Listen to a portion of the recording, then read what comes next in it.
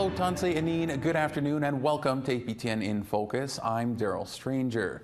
We have reached the end of another amazing season of APTN in Focus, and it all culminates today with a look back at some of the fantastic people we've had on the show throughout the season.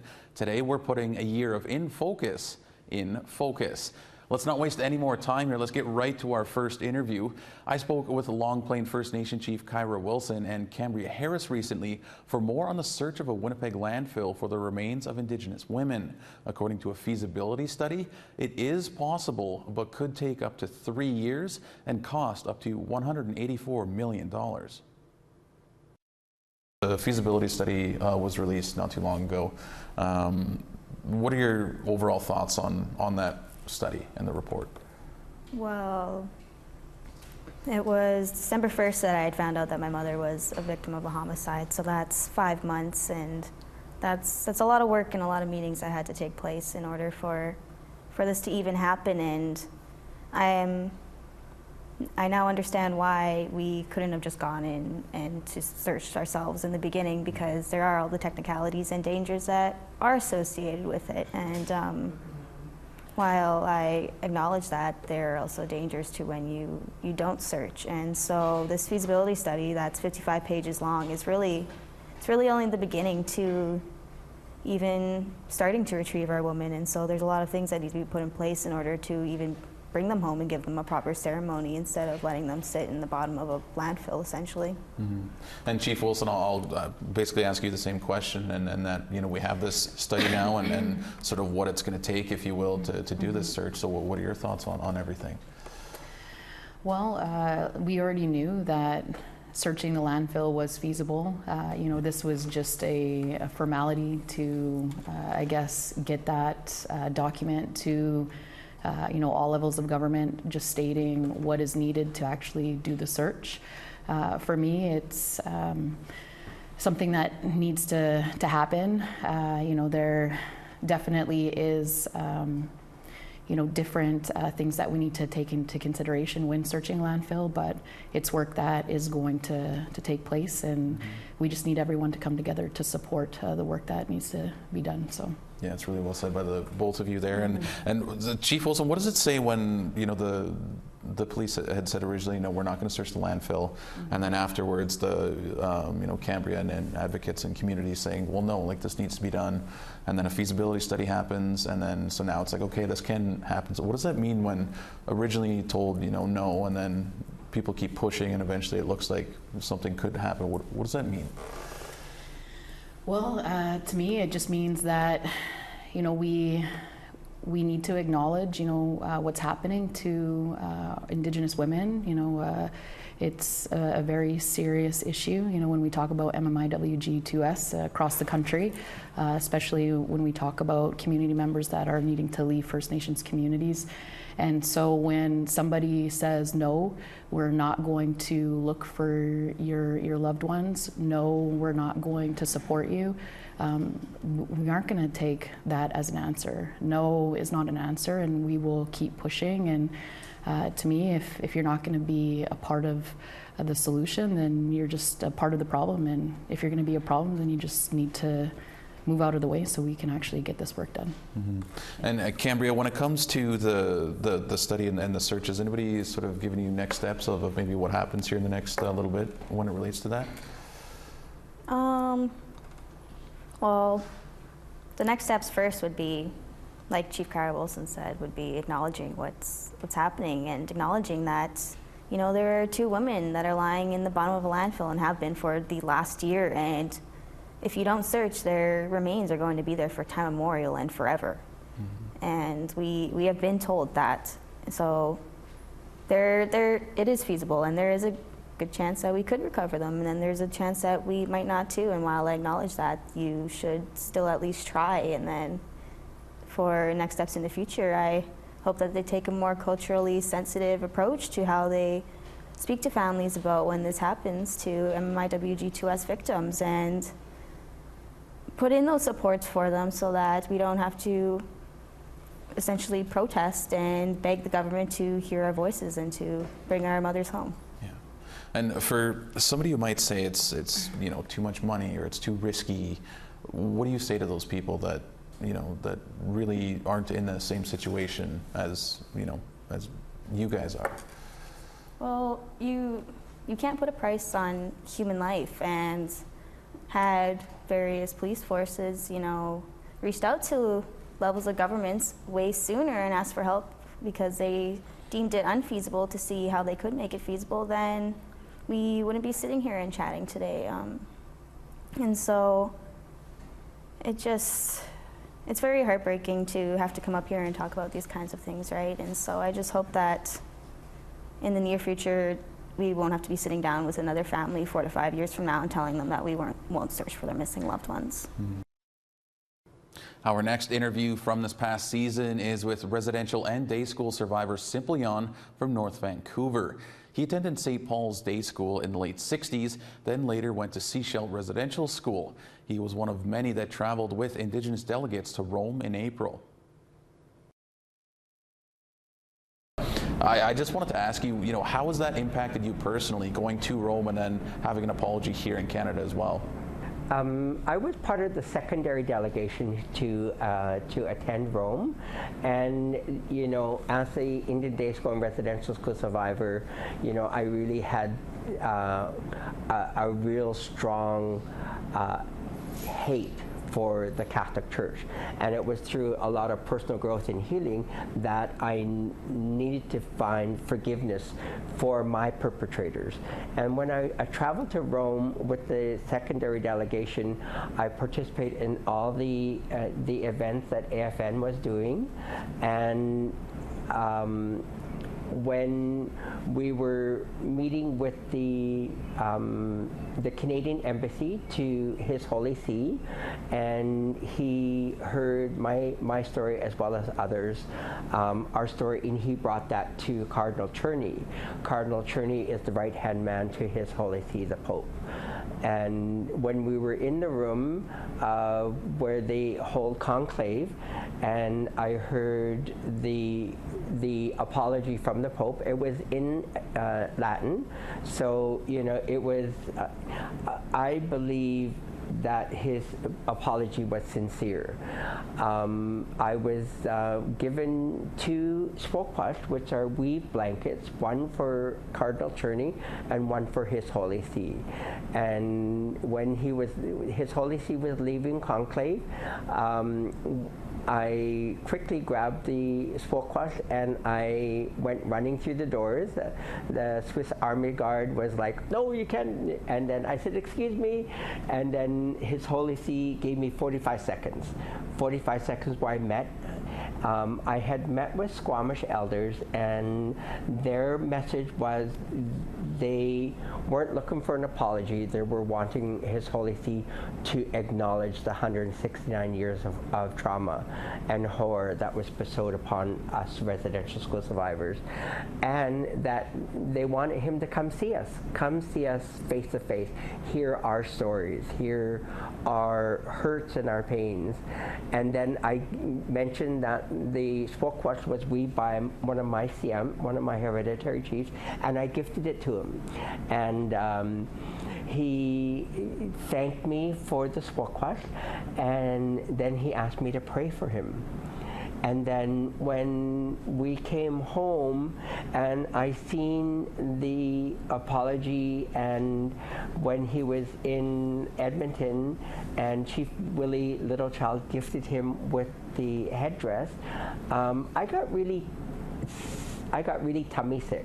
So, I really, it was a indicator that I still have lots of personal healing to do, because I got sick watching that. And I really needed to stay out of my judgments, because that was Chief Willie Littlechild's healing process, not mine. And I really need to acknowledge I need to stay out of my judgments. And so I still have lots of healing to do.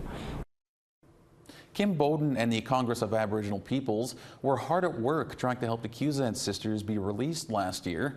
Now the sisters are on bail awaiting a ministerial review from Justice Minister David Lametti. Here's our interview with Kim Bowden before the sisters were released. I was hoping you could take us back to the beginning and how you initially got involved with this case. Oh, that would have been over 2 years ago. I actually saw the documentary that was on APTN, and I was actually in shock that 2 Indigenous women were still tied up with the justice system, incarcerated for a crime they really didn't commit.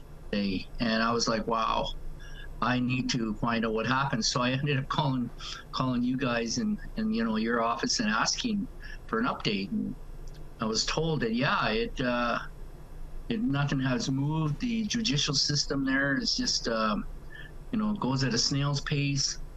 And that really bothered me. And that's how I got involved. I said, if there's a way I can help as the National Vice Chief of Congress of Aboriginal People, I want to do that. And that's how I got involved.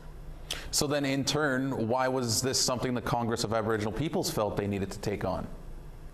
Well, it's what I noticed is that at the time, there wasn't a lot of Indigenous leaders advocating for the 2 women.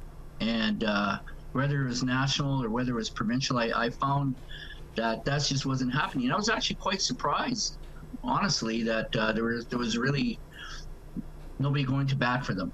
And I thought it was really important that we get involved in that, because I never want to see Indigenous people, whether, you know, to be incarcerated in prison for a crime they never committed, whether, you know, including our jails and that provincially across Canada. It's just, the justice system stacked enough against Indigenous people in this country, and we don't look at the justice system as actually fair or anything like that. So this really stuck out to me, and I thought, you know, I want to be involved. Why is the culture aspect so important in this case and for them? It's really important. I mean, they both attended residential school, which is, you know, their culture, languages, all that was taken away from them. Then you go into a, you know, institutionalized, again, 30 years, not a whole lot of, you know, a lot of supports there from that end. And that's why I think it's really important. And it'll really help both of them ground themselves. I really, and today, you know, if you meet them, you get that sense from both of them. I really get that from both, that they're well grounded.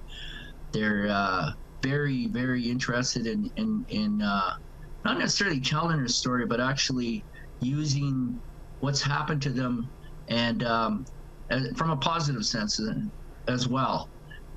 Talking with, you know, with other people in their communities, and I think they're going to be leaders. I really do, and we can certainly learn a lot from what happened to them in terms of their experiences. So I'm looking forward to that. The culture part is so important. It really, I mean, anybody who's tied up in the corrections, justice system itself, one thing that really, really is important is getting in touch with culture, traditions, elders, you know, all those things that come into play is really, really important for them to be grounded, so they don't go back into that facility ever again. I hope when we get them out, they'll never go back there ever again. Mm-hmm. And Kim, given your knowledge of this case, how many other people are in similar circumstances of being wrongfully convicted? We understand, this is just based on Indigenous women alone, we understand there's about another 9. Unfortunately, Senator Kim Pate had come out with a report about a year or so ago. She talked about 12 people, 12 Indigenous women, and out of the 12, 2 of them were Odelia and Narissa, and then one of the women that were in there had passed away inside the facility. So there's about 9. And what we're hoping too that will happen is that people will actually come forward and talk about and try to advocate for themselves to get out of there. If they're wrongfully convicted, they shouldn't be in there. And we're hoping that this story will help them to, you know, gather up the strength to get out of there, because they shouldn't be there. Nobody should be incarcerated for something they never did. Yeah. Doesn't matter what country you're in. So yeah. Anyways, yeah, I thought that would be really important, that message that we get across. All right, we have to step aside a moment. We have plenty more to look back on when we return. Stay with us.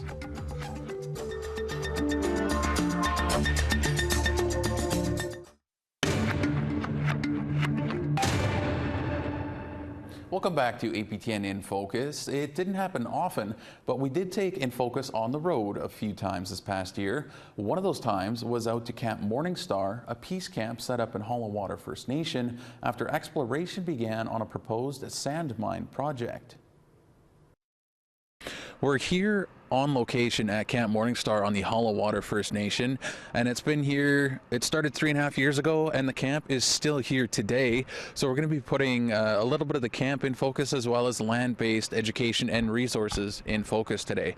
So we're going to be speaking with a number of people today. Students came out from Winnipeg to take in what the camp is. We're going to be speaking with the individuals who are running the camp and are around the camp yearly, talking about why the camp is here and how industry has sort of impacted trapping as well. So we're going to be bringing up a few topics today. So why don't we get into it and get into some of the sights and sounds of the camp.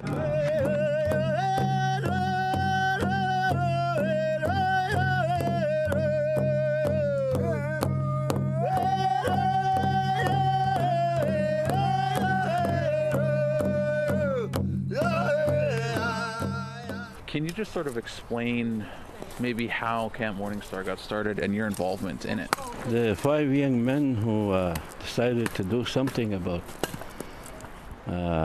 creating awareness or bringing attention to what was being proposed in our backyard, the mining of silica sand. So that's how it all got started, and then they borrowed one of my teepees to set up here at this location, and they wanted more advice about how they should proceed, whether they should be adversarial or in-your-face kind of movement, protest or demonstrations. And I said, no, you're occupying your land, your homeland, your ancestral homeland, and you're lighting a sacred fire, and you're maintaining a presence here. In that way, resisting. Yeah. A peaceful resistance of what's being proposed. And that's how you always, wanted it to be? It was always peaceful and like you said, not adversarial? That's something that was important? Yep. Yeah, very important, because we want young people, we want our community people to know that we're not, it's not about stopping the economy, it's not about stopping government or local leaderships in what they want to do, but they need to speak to us, they need to talk to us, and get our point of view about what we see is happening. The community trapping is really in trouble, because we're really running short of area to trap in, and these cottage developments and this now the mine, it's all on our community trap line. Right. And so we're being pushed out of our reserve again. And the first time it happened was at Black Island, and now we're here. Yeah. So it's an ongoing ordeal for us, for my people. So with the issues that are currently happening with trapping, I mean, what are some of the things that you're working on to maybe try and counteract that, or try at least still have trapping as best you can? Well, just implementing the trapping itself, and just going out into the land and seeing what we can trap, which is really not too much compared to previous years. I first came to Camp Morningstar last summer. I worked with a group of 5 women, and we came to do ceremony in Hollow Water. And at that time, this drum group was there, and that's how I was introduced to them. I wanted to know, I was introduced to Calvin Ramsey at the time, and I said, well, what kind of man lives in the bush? Because you don't find anybody living in the bush anymore. So I came here, and I started knowing all the people in this area, and I was intrigued by the peacefulness of the land here. I found it very beautiful, and the people that were protecting the land here, I found their cause very worthwhile. Just given what they're trying to do, I mean, what was your first thoughts? And I mean, you seem to be sticking around, so you said you believed in what they were doing, right? I was very proud of them. I was very, very proud of what they were doing. We did ceremony. We have the sweat lodge here. Mm-hmm. And I was very proud of these people who were trying to take this big responsibility into their hands and not do it as a protesting way, but to do it in the real sense of what our warriors should be like, in that peacefulness, doing ceremony and promoting and teaching the children. When the elders tell you something, obedience, you need to do it. If he tells you to hang a blue cloth, you'll hang a blue cloth. A white cloth, or a color that he asked you to do. And you have to do simple things. And that's an honor and thanksgiving for the Creator, showing that elder who does ceremony for you, thanking him for that color cloth and for that healing, if you ask for healing. My understanding, you'll take a tie, you'll go in the bush, and you'll pick a tree, and you'll tie it like how I taught you to tie it by your eyes, the level of your eyes, all right?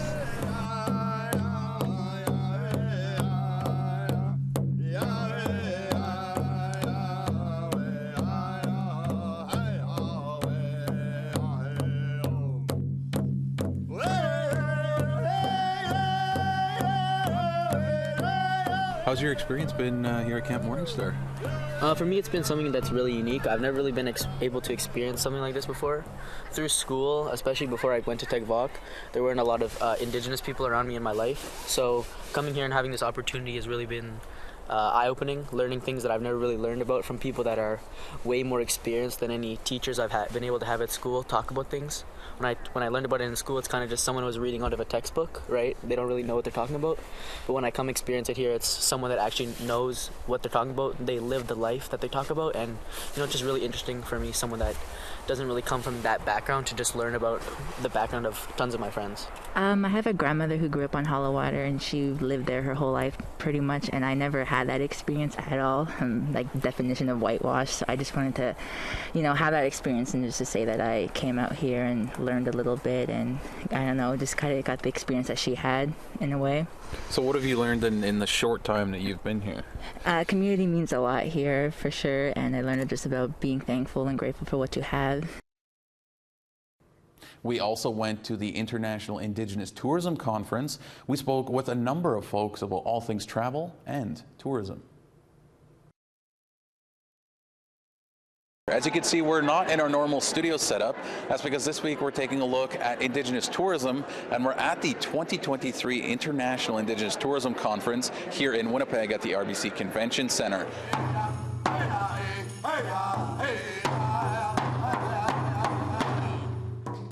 What is Métis Crossing? Métis Crossing is Canada's first major Métis cultural destination. We exist in Alberta, about an hour and a half northeast of Edmonton, and we sit on 688 acres of land. Oh, wow. So we have lots of land-based activities that go on there. But in the last 5 years, we've also added an 11,000 square foot cultural gathering center, a 40-room boutique lodge. We have an international scale wildlife park with herds of bison and elk, and lots of different cultural activities. We use our North Saskatchewan River and do Voyageur canoe trips and snowshoe trips through the winter time as well, and all sorts of things. So a lot going on, it sounds like, and well, that's part of what I wanted to ask is, what's some of the things that you guys do? I know there's programs running all of the time, right? So what do you guys try and do at Métis Crossing? Our main goal at Métis Crossing is to share and to celebrate the Métis culture with all people, and we do that by talking about our past, our present, and our future. So we try to do all things Métis. So we do different programs like our wildlife park. We bring people through and we talk about the relevance and the importance of bison to who we are as a nation of people. So we talk about our buffalo hunt, we talk about the Buffalo Council. From there we'll do a Trails of the Trap Line, which is a winter experience, and we take you out with our elders and we go looking along trap lines and what are the signs of animals we would have looked for.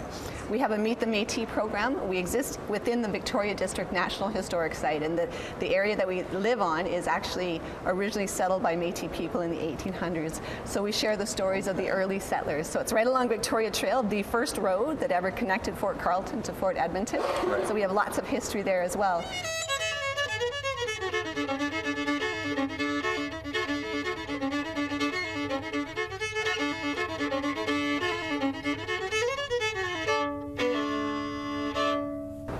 Our next guest joining me here from the conference is David Daly.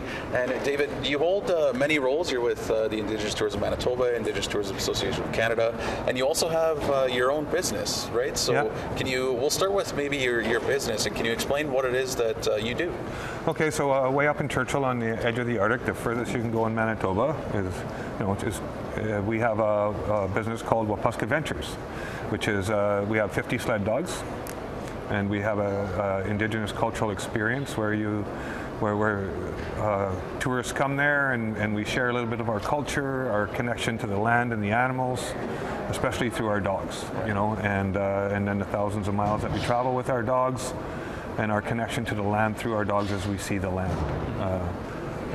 They get the chance to go on an I-Did-A-Mile dog sled ride, and that's our brand, the I-Did-A-Mile. Right. And then we have a storefront in town, and we have T-shirts and stuff like that. But it's a very popular excursion in Churchill. When the tour companies bring their customers to Churchill, they make sure that every one of them comes to see us at our camp. And then we also do aurora touring at night.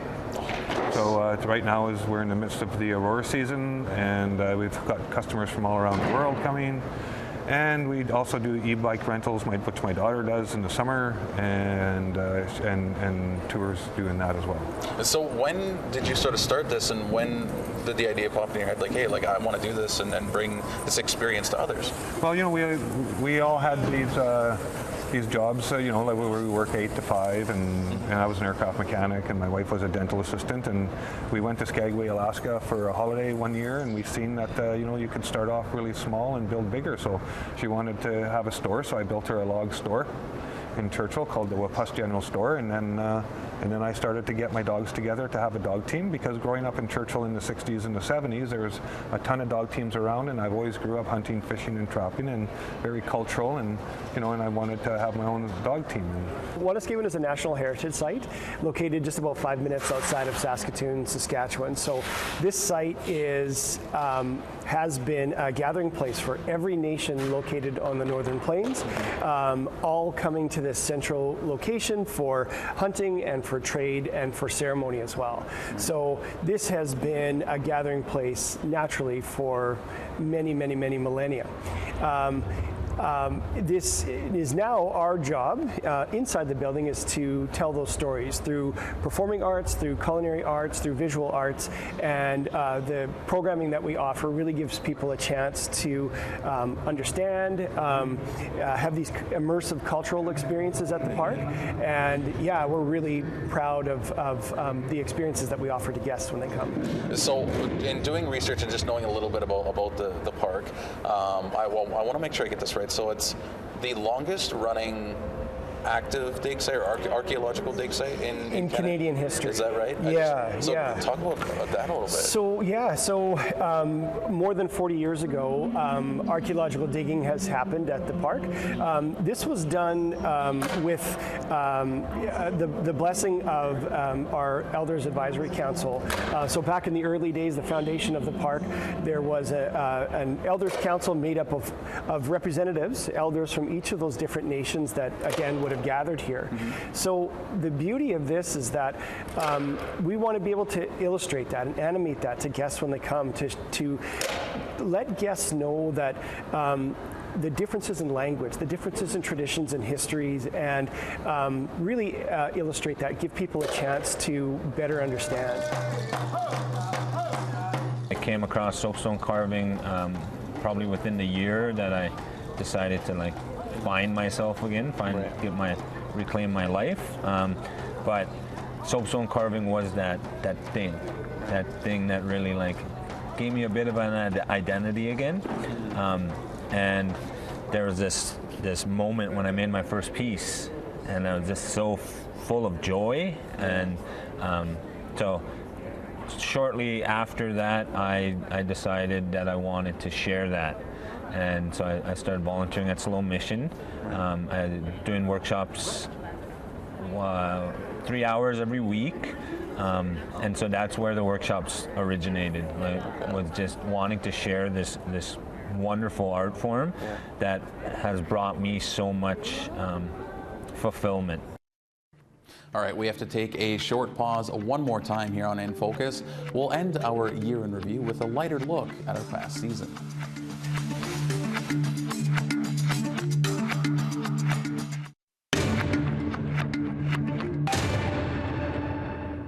Welcome back. Rick Harp and Tim Fontaine are well known to our APTN viewers. It's been over 10 years since the Idle No More movement began, and Rick and Tim decided to take a look back at the movement in a two-part documentary that can be seen on APTN Lumi. Now, I spoke with them at a screening earlier this year. Well, and how difficult was it to try and do something like this? I mean, it was such a big movement, and a lot of people probably didn't even know what it was to begin with, right? So, I mean, just how difficult was that to try and find the narrative? I think we were lucky in that APTN, more than probably any other network, covered it from the very beginning, right? And actually, APTN cameras were at that community center in Saskatoon where Idle No More had its first sort of official public meeting, right? So I think we had the benefit of being there from the very beginning and covering it all the way through a certain amount of time period, right? So we had just hours and hours of tape. It was just a matter of sorting through all of it and watching hours and hours and hours of tape to try and come up with, you know, what was the arc and what were the things that happened. And I mean, we all sort of, those of us who were reporters at the time, remember these sort of peaks and valleys that happened during that time. But it was really interesting to actually go through and watch it over again and just see, like, and remembering things that had happened, and remembering my time as a reporter with APTN at that time when I was like, we were on the go, like just all the time covering this thing, right? So it's been quite an experience. Well, and Rick, I mean, what was it like for you when you first got approached to do something like this? I mean, what was that like for you? It was very exciting because, you know, APTN has this rich repository of archives. As you well know, sometimes you shoot an hour's worth of tape to produce a 2-minute story. Yeah, yeah. What happens with that other 58 minutes? And we had mountains of tapes. Like, this is back in the day of tapes, where they were going all over the country trying to capture these exciting, thrilling, popular movements in local areas, and trying to somehow take that all and log all the tape. That is to say, watch it, take careful notation of what's there, and then somehow dip in there and pull out these patterns and these threads and, you know, kind of weaving them together. But also, too, there was lots of things we didn't know was going on at the time that came to mind later. For example, the heavy state surveillance of the movement. And so we had the benefit, the hindsight, if you will, to be able to insert those into the chronology, into the timeline, because the structure of the film is you relive it as it happens. We take you through those insane 3 months that Idle No More burst onto the scene. Right. And so what do you guys hope an audience takes away from this when they watch this documentary? Obviously, it's trying to encapsulate your message, right? So what do you hope that an audience takes away? Again, I think just the reminder that the amazing things that Indigenous communities can do when they set their minds to it, and a reminder that this wasn't by chance. This was also by design. The 4 founders had a meeting hoping, you know, organized, hoping that people would actually do this, that people would actually rise up and start pushing back against things, right? So I think that that's also an important reminder for the public to remember, like, you do have power, right? You do have the ability to create change. It may not be the change that we thought it was going to happen. Like, I mean, if you think about it, C-35, which was the bill that they initially pushed back against, had actually passed. But at the same time, all of these other things happened in Indigenous communities, right? They pushed back against their own governments. They pushed back against their own societies. They learned how to organize. All of these things happened because of the things that happened during Idle No More, during that period of Idle No More. So I think it's a good reminder for people to watch that and to be in awe of it as I was at that time and still am. Yeah. History is important to mark, I think, and because there's a lot of lessons that came out of Idle No More about Indigenous, non-Indigenous collaboration, the connections between Indigenous rights and protecting the environment. These are things which continue to pulse today, and I think you can draw a straight line to Idle No More in this documentary, I think, and re-enlivens people's sensibilities about those exciting times that, like I say, that are still absolutely crackling today through Canadian politics. Our own Sab Jones is a non-binary two-spirit reporter trainee with APTN News. Sab has had some experience hosting a newscast and reporting on some great stories, and may be the first non-binary anchor within Canada. How did you decide to get into journalism? What sort of drew you towards journalism? Yeah, you know, I've been writing stories since I was like 7 years old. I remember I would like write on Microsoft Word, and I'd put in like clip art photos just to make it more like dynamic and give it visuals. And you know, up into, you know, even my teens, I was writing articles, you know, about like serious subjects like corrective rape, you know, in the queer community and stuff like that. And so it's just always been something, you know, using my voice, telling stories, and trying to make a difference. That's been interesting to me. You know. For you, why is it important for you to consider something like this a career? I don't think that there is, I mean, nearly enough queer voices, you know, in the media, and obviously Indigenous voices either. And so for like queer, two-spirit, non-binary, trans, you know, Indigenous, Métis voices, I think that there's definitely a market for that, and there's definitely people who want to hear, you know, from me and from others, and I think our perspectives are really important. No, absolutely. That's really well said. And you've worked here for about 6 months now, something like that, right? So maybe what are some of the challenges you've sort of seen as you've been working here? What's that been like? Yeah, one of, I think, the most difficult challenges when I first started here was actually just like trusting myself. Yeah, I've experienced a lot of discrimination growing up and being trans, and you know, starting working here and being around other people who like support me in my gender, and you know, are using the right pronouns, and they like believe in me. It was almost hard for me to catch on to that and to, you know, accept that, and you know, not be worried that I'm going to disappoint people. You know, I think that was one of the hardest challenges, was just trusting myself, and you know, knowing that I got it, and that the people want me here because I'm doing a good job. Well, you are doing a great job, and you haven't disappointed anybody here. And I mean, so while we're touching on that, I mean, what are some of the high points since you've been here? Yeah, I mean, probably the high points for me was hosting the news on Christmas Eve. Like, never thought that would be something that was going to happen to me this year or even in my life.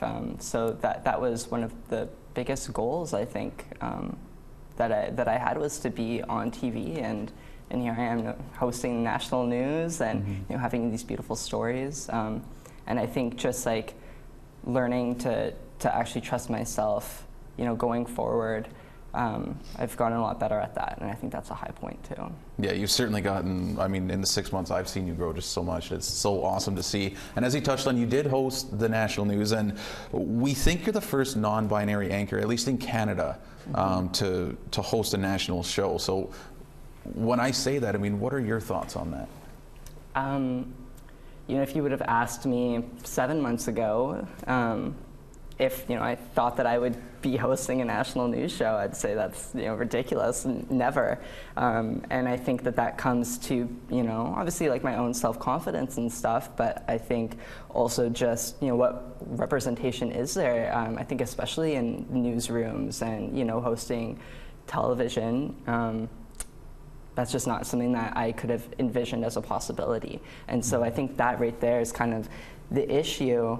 You know, what it means to me, it means a lot, because I couldn't have thought that was possible.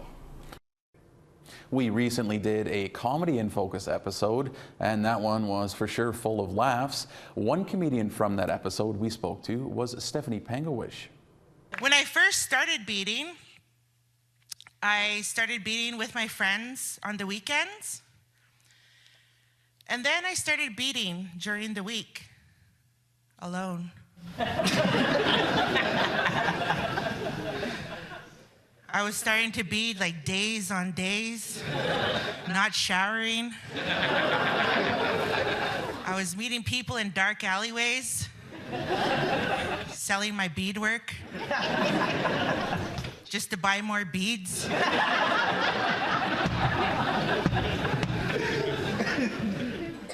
I started buying them by the kilo. started selling them in grams.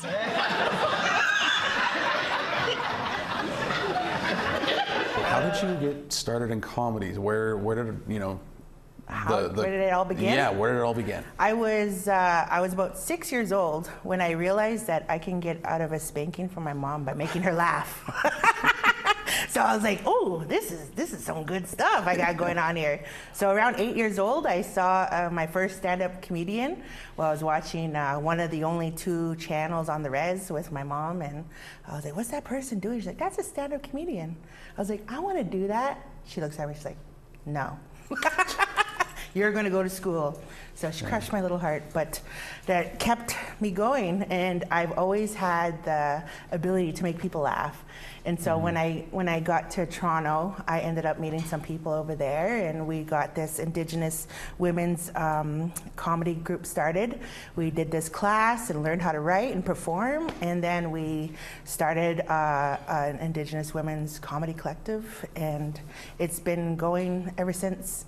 Wow, that's quite the story. So when did it sort of become a reality for you that, hey, I can like make a career out of this? When did that sort of set in for you? Right before the pandemic.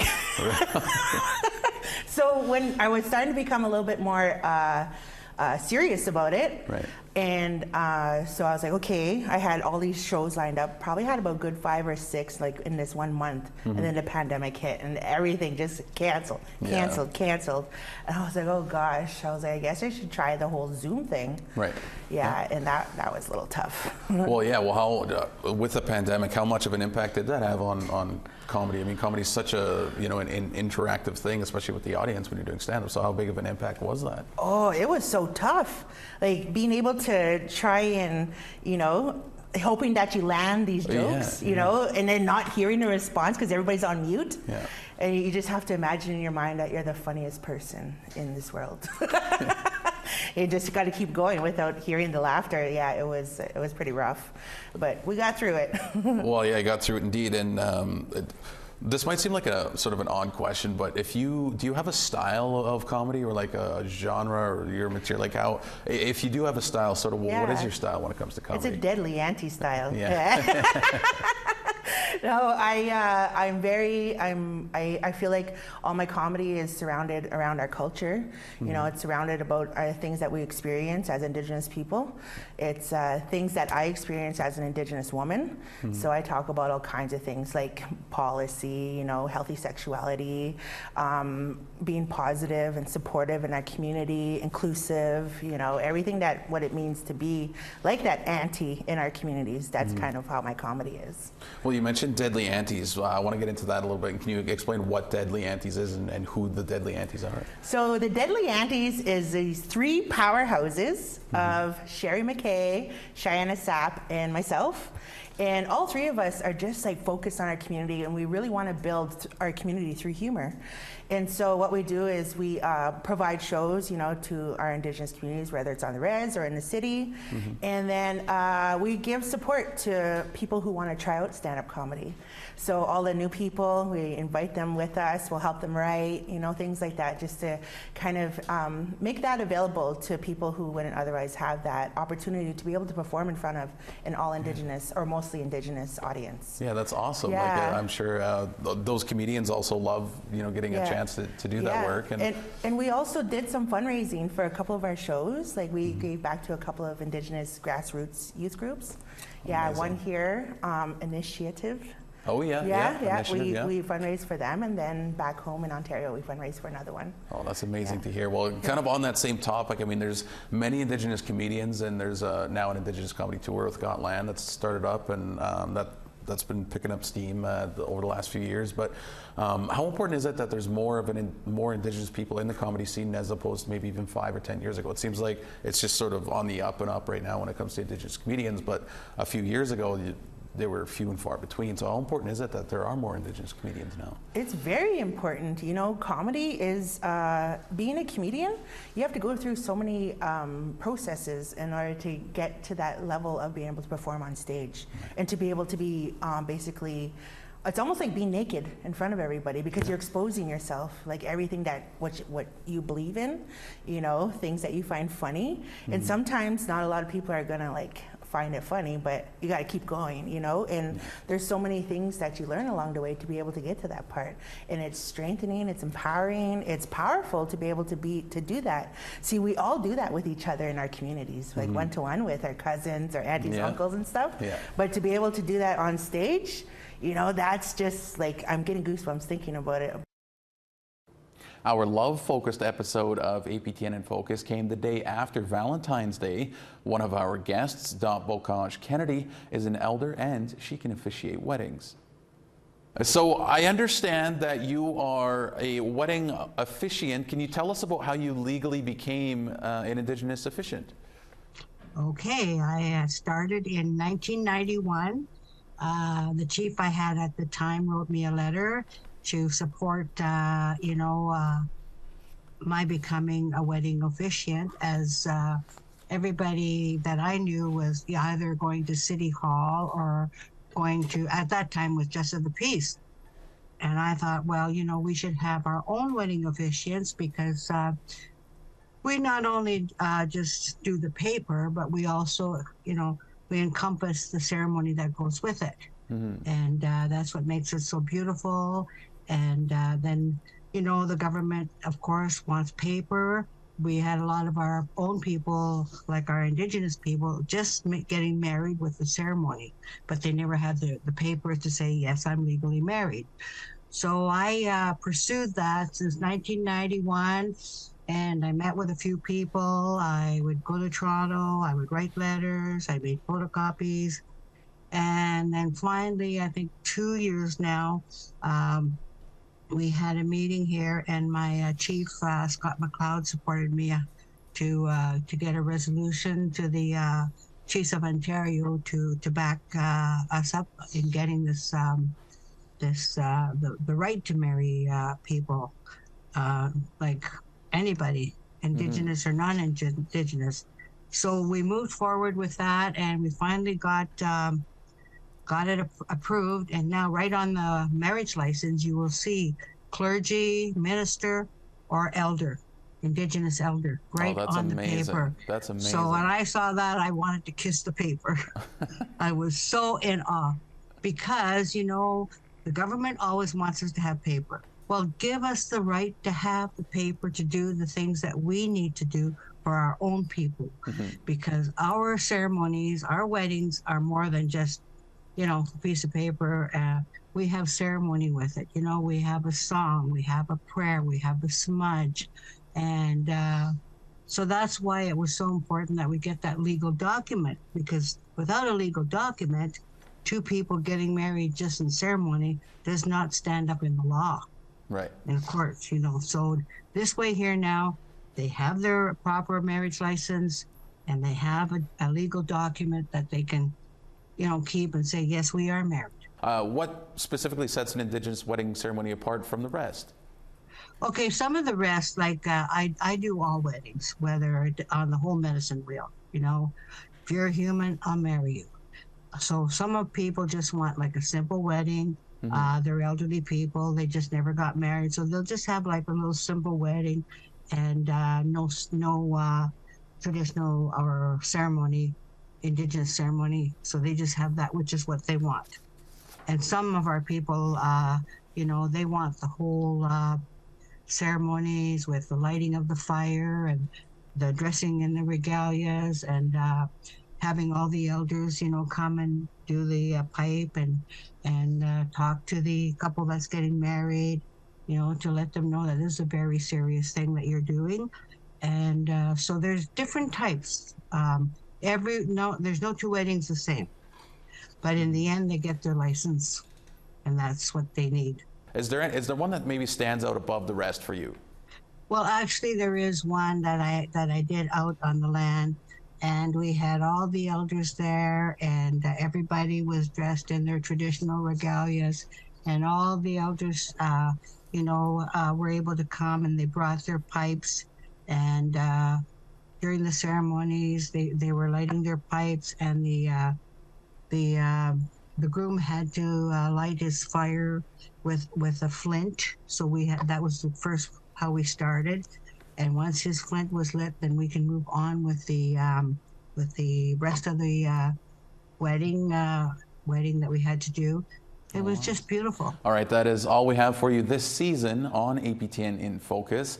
Of course, today's episode will be available as a podcast. You can listen and subscribe on aptnnews.ca/podcasts, or you can find us on your favorite player. And if you missed any of our past episodes and you do want to catch up, you can find those and more on aptnnews.ca/infocus. Now, I want to say a very heartfelt thank you, Miigwech Kinanaskmatin, to you for tuning in, sharing your thoughts with us, and following along with us all season long. And to each and every guest that shared information and provided insight, thank you. And thank you as well to the team working behind the scenes on InFocus. I may be the one on camera, but it's the work the entire team puts in and week out that truly deserves all of the attention. For one final time this season, thank you, Miigwech Kinanaskmatin. Have a great rest of your day.